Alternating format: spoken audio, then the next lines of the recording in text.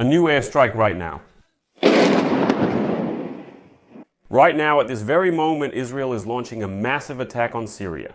A powerful series of airstrikes has shaken the Syrian capital, Damascus, which Syrian state media blame on Israel, although Jerusalem does not deny it.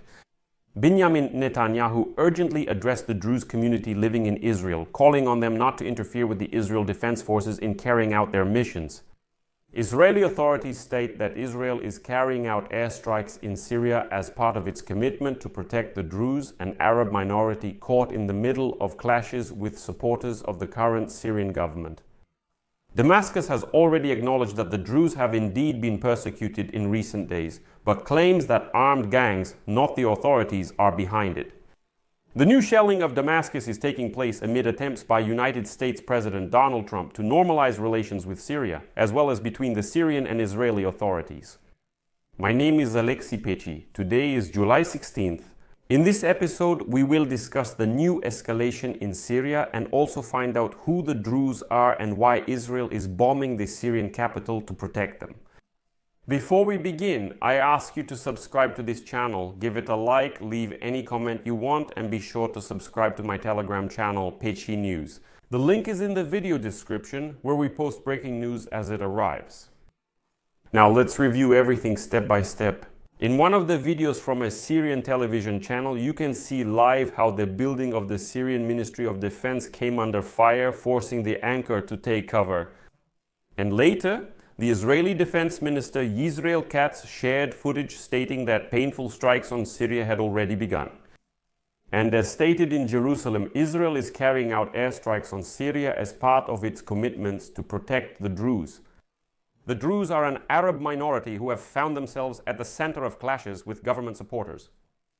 The extent of the damage from the latest strikes, as well as whether there are any casualties, is still unclear, but it is known that Israel launched new attacks on Syrian regime military facilities in southern Syria the day before. And over the past 24 hours, Israeli Air Force planes have attacked and continue to attack tanks, rocket launchers, weapons, and pickups armed with heavy machine guns that were heading to the As-Suwayda area in southern Syria. This is a key area, which is the reason the new wave of escalation began, and we will return to it later. In addition, over the past day, access routes have been attacked to block this area for the Syrian army. As later stated by the Israel Defense Forces, the Israel Defense Forces continue to monitor developments and activity against peaceful Druze in southern Syria. And in accordance with the instructions of the political echelon, it is carrying out attacks in this area and preparing for various scenarios. Earlier on Wednesday, the Israel Defense Forces stated that they struck the entrance to the headquarters of the Syrian Ministry of Defense. Well, and these shots have spread across social networks today. The news about this strike in southern Syria appeared shortly after Katz stated that his country, that is Israel, would soon intensify attacks on government forces if they did not withdraw from the southern Syrian city of As-Suwayda, where clashes between Druze forces and Bedouin tribes took place last weekend, prompting the intervention of the Syrian government. It is noteworthy that the Syrian authorities have already issued an official statement in which they acknowledge, quote, unfortunate violations in Suwayda, which they describe as criminal and illegal. They strongly condemn these shameful actions and promise to conduct an investigation and hold accountable all those who are proven to be involved. Thus, the authorities in Damascus are distancing themselves from the attacks on the Druze and assure that the authorities are not behind all of this. This morning, before the strikes on Damascus, Israeli Prime Minister Benjamin Netanyahu made a statement to the Israel Defense Forces. And then his quote, "We are obligated to maintain the southwestern region of Syria as a demilitarized zone on the border with Israel. We will not allow a return to the situation where a second Lebanon is created there. We are also obligated to protect the local Druze. We are doing this by conducting intensive operations. I hope that we will not need further operations. And this very much depends on what they understand and do and what they don't understand and don't do in Damascus. It is also known that in addition to the Air Force, the Israeli army has deployed 2 additional companies on the border with Syria, in addition to another company that it deployed yesterday.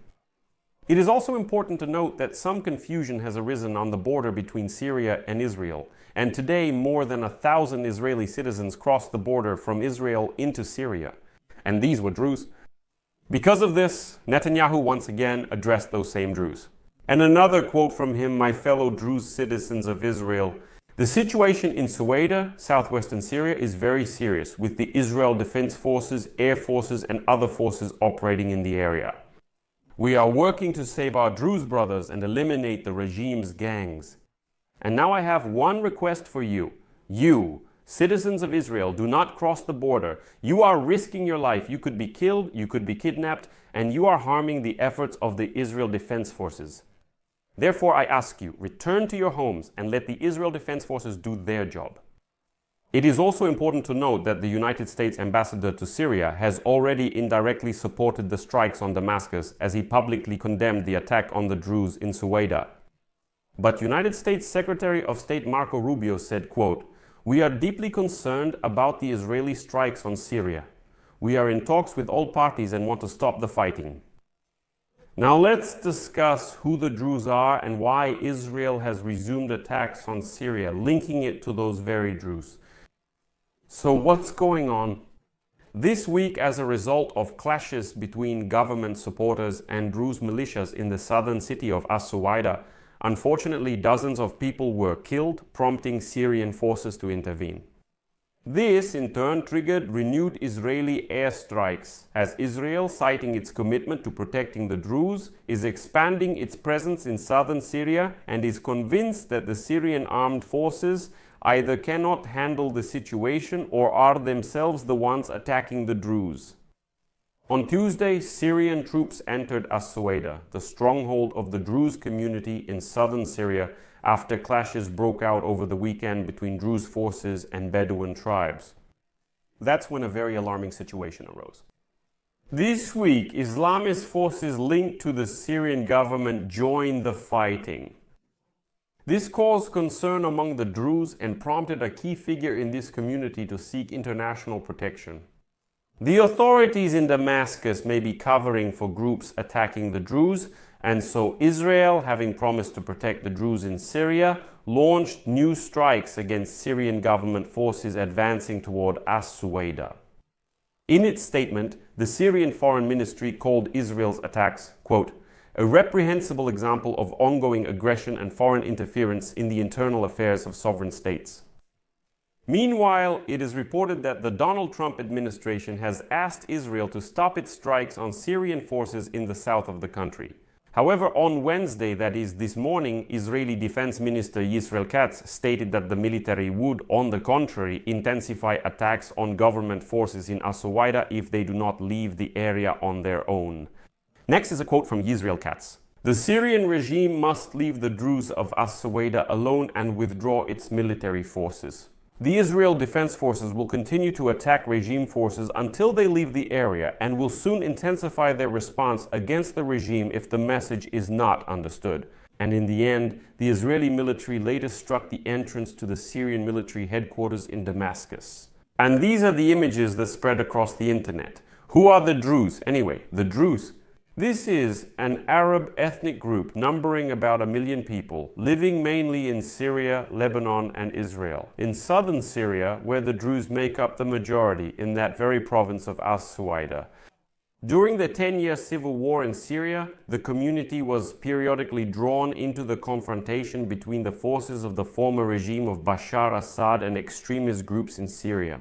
The Druze community is concentrated around 3 main provinces located near the Golan Heights in the south of this country. More than 20,000 Druze live in the Golan Heights. This is a strategic plateau that Israel captured from Syria during the Six-Day War in 1967 and then annexed in 1981. The Druze share this territory with about 25,000 Jewish settlers, scattered across more than 30 settlements in this area.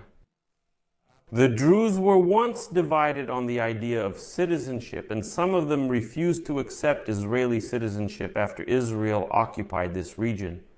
Well, those who refused were eventually given Israeli resident cards, meaning they are not citizens, but residents.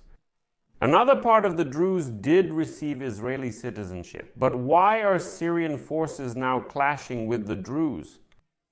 After the overthrow of dictator Bashar Assad, the new president of Syria, Ahmed al-Shara, promised to ensure the protection of all the diverse communities in Syria. However, Sunni extremist forces loyal to the new government continue to violently oppose religious minorities, including the Druze. In March, simply hundreds of people were killed during the suppression of a group of Alawites to which Bashar Assad belonged in the western city of Latakia. And in April, as a result of clashes between pro-government armed forces and Druze militias, at least 100 people were killed. And now, the key stumbling block between the new Syrian government and the Druze is the disarmament of Druze militias and their integration.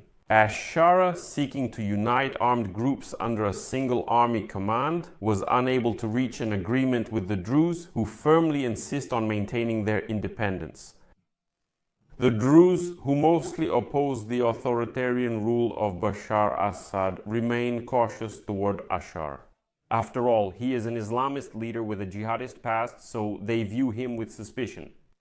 The Druze are outraged that the new authorities allowed only one Druze to be part of the new Syrian government.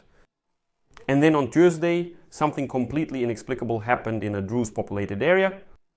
Government troops entered Druze territory, and a few hours later, Syrian Defense Minister Murkav Abu Kusra announced a ceasefire after allegedly reaching an agreement with the Druze community. But he added that government forces would remain in the region to perform police functions, searching for those responsible, punishing those who committed any outrages, and so on. But already on Wednesday morning today, the Syrian Ministry of Defense stated that certain criminal groups had resumed attacks on government troops, and therefore the army had resumed fire. And it was at this moment that Israel intervened. On Tuesday, the office of Israeli Prime Minister Benjamin Netanyahu stated that Israel seeks to prevent harm to the Druze in Syria, because of the deep fraternal alliance with our Druze citizens in Israel, as well as their family and historical ties with the Druze in Syria. That was a quote. I would like to note here that officially about 130,000 Israeli Druze live in the north of Israel. Unlike other national minorities in Israel, Druze men over the age of 18 serve in the Israeli army and very often hold high positions. And many of them build their careers in the police and security forces. So this group is actively integrated in Israel. And don't forget that Israel unilaterally declared the creation of a demilitarized zone in Syria, which prohibits the deployment of forces and weapons in southern Syria. The Syrian government rejected this statement by Israel about the demilitarized zone and does not recognize it. And on Tuesday, the Druze spiritual leader Hikmat al-Hijri called for international protection from all countries to counter the barbaric campaign of the government and allied forces. This is his statement. Although it's also important to note here that there are other Druze leaders, because there are several of them. On the contrary, they welcomed the intervention of the Syrian government in As-Suwayda and called on the state to establish its authority there and deal with the groups. This new escalation now raises an important question. Will the new authorities in Syria be able to reach an agreement with the authorities in Israel? Israeli attacks continue despite the fact that the United States insists on normalizing relations between Israel and Syria now that the country is under the control of the new government. Trump even suggested that Syria join the Abraham Accords. This is a series of agreements that normalize relations between Israel and several Arab countries. Israel has already announced its readiness to expand these agreements even after the bloody conflict with Iran. Netanyahu stated that the Israeli victory paved the way for a significant expansion of the peace agreements, adding that Israel is actively working on this. Israeli Foreign Minister Gideon Saar made the following statement, quote, "We are interested in including countries like Syria and Lebanon, our neighbors, in the circle of peace and normalization while protecting Israel's vital interests and its security." Let me remind you, Israel has already held direct and indirect talks with the new Syrian government, which indicates a change in the dynamics of relations between former adversaries after the fall of Bashar Assad's regime. However, Israel's repeated attacks on Syrian territory and its expanded military presence in that country could, of course, complicate the realization of all these ambitions. And just in the last few minutes, we have received a report that an agreement has been reached on a ceasefire in As-Suwayda. Checkpoints will be set up in the city, and it will be fully integrated into the Syrian state. Whether the Druze agree to this is still unclear, and whether Israel will agree to it is an open question. I hope this has clarified the situation somewhat. I'll leave it at that for now. Share your opinions and conclusions in the comments below this episode. Subscribe to the channel, hit the bell, and don't forget to like. If you want to support the work of this channel, you can do so financially with any donation. You can use the links and payment details in the description of this video or the QR code on your screen. That's all for now. Take care. Goodbye, everyone.